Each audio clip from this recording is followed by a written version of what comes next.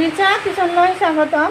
আশা কৰোঁ সকলোৱে ভালে আছে। আজি মোৰ ৰেচিপিটো হ'ল চাউলৰ গুড়িৰে এটা পিঠা। চাউলৰ গুড়িৰে পিঠাটো মই কেনেদৰে বনাইছোঁ আজি আপোনালোকক দেখাই দিম। এই পিঠাটো বনাই দেখাই দিম চব কিমানখিনি মচমচি আছে, কিমান ধুনীয়া হৈছে। আৰু পিঠাটো মই কেনেদৰে বনাইছোঁ আপোনালোকে মোৰ ভিডিঅ'টো চাব আৰু চোৱাৰ আৰম্ভণিতে এটা লাইকো দিব। চাউলৰ গুড়িৰে ৰাতিপুৱাৰ এটা নাস্তা বনাবৰ কাৰণে মই ইয়াতে এইফালে গেছত এটা কেৰাহী বহাইছোঁ আৰু কেৰাহীত মই দি আছোঁ চাউলৰ গুড়ি। চাউলৰ গুড়ি দি প্ৰথমতে চাউলৰ গুড়িখিনি অলপ ভাজি ল'ম। মই 1 কেজি চাউলৰ শুকান চাউলৰ গুড়ি ল'লোঁ আৰু এতিয়া ইয়াতে আদাখিনি দিছোঁ আৰু আদাখিনি আৰু এবাৰ ভাজি ল'ম। এতিয়া ইয়াতে দি আছোঁ অলপখিনি নিমখ দি দিলোঁ। নিমখ দি চাউলৰ গুড়িখিনি অলপ ভাজি ল'ম। আমাৰ এইফালে বতৰ বহুত বেয়া, ধুমুহা চলি আছে, গোটেই ৰাতি ধুমুহা চলিছে। এতিয়া ৰাতিপুৱাও ধুমুহা আছে। এনেদৰে চাউলৰ গুড়িখিনি লৰাই দি আছোঁ। এইখিনি চাউলৰ গুড়ি ভজা হৈ গ'ল, একেবাৰে ৰঙাকৈ নাভাজোঁ।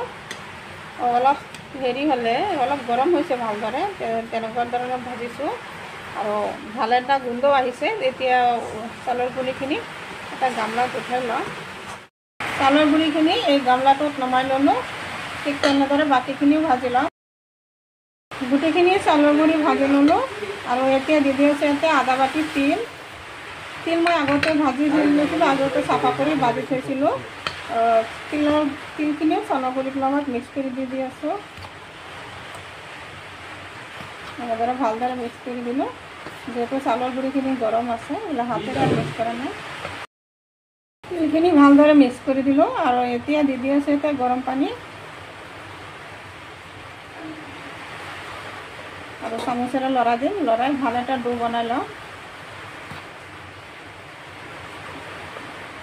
আৰু অলপ পানী লাগিব। এনেদৰে ভালদৰে ডোটো বনাই লওঁ।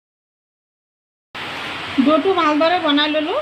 এতিয়া ইয়াৰ পৰা অলপ অলপকৈ, বেছি ডাঙৰ নকৰোঁ, সৰু সৰুকৈ অলপ লৈ এনেদৰে হাতৰ তালুত লৈ এনেদৰে ঘূৰাই এনেদৰে অলপখিনি দীঘলীয়া কৰি দিম। এনেদৰে অলপখিনি দীঘলীয়া কৰি দিম।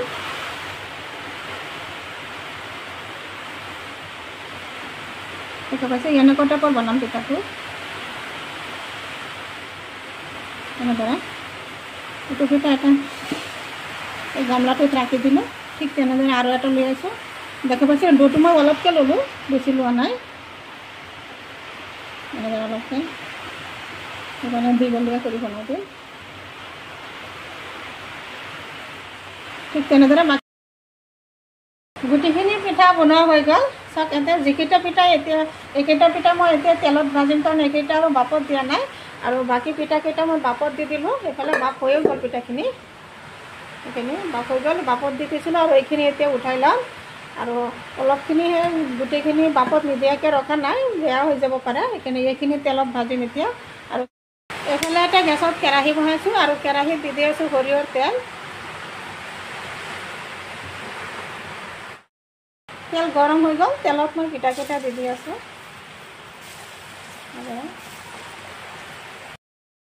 গুটিখিনি পিঠা মই তেলত দি দিলোঁ আৰু পিঠাকেইটা লাহে লাহে ওলট পালট কৰি ভাজি ল'ম। গেছৰ ফ্লেমটো ল' ফ্লেমত ৰাখি মই পিঠাকেইটা ভাজি আছোঁ। যিহেতু এইখিনি পিঠাটো মই ভাপ দিয়া নাই, কেঁচা, ভিতৰ ফালে ভালদৰে হ'ব লাগিব। এইখিনি পিঠা ভজা হৈ গ'ল। চাওক কিমান ধুনীয়া হৈছে কালাৰটো। আৰু এতিয়া পিঠাখিনি উঠাই লৈ আছোঁ। প্লেটত উঠাই দিলোঁ। একদম ধুনীয়া হৈছে, মচমচি হৈছে পিঠাখিনি। এনেদৰে গোটেইখিনি পিঠা উঠাই লওঁ। গোটেইখিনি পিঠা ভাজি নমাই ল'লোঁ প্লেটটোত। চাওক কিমানখিনি মচমচি হৈছে আৰু পিঠাখিনিও চাওক গম পাইছে কিমানখিনি মচমচি, আৰু ভিতৰ ফালেও চাওক কিমান ধুনীয়াকৈ হৈছে। আপোনালোকে এনেদৰে ঘৰত বনাব আৰু ভাল এটা চাহ নাস্তাও হয়, খায়ো ভাল লাগে, টেষ্টি হয়। নিশ্চয় মোৰ ৰেচিপিটো ভাল লাগিছে। যদি ভাল লাগে লাইক, শ্বেয়াৰ, কমেণ্ট কৰিব। প্লিজ এটা ছাবস্ক্ৰাইব কৰি কাষত থকা বেল আইকনটো প্ৰেছ কৰি দিব। আজি মোৰ ৰেচিপি এইখিনি। আকৌ আশা আছে কাইলৈ আৰু এটা নতুন ভিডিঅ' লৈ আহিম। Thank U.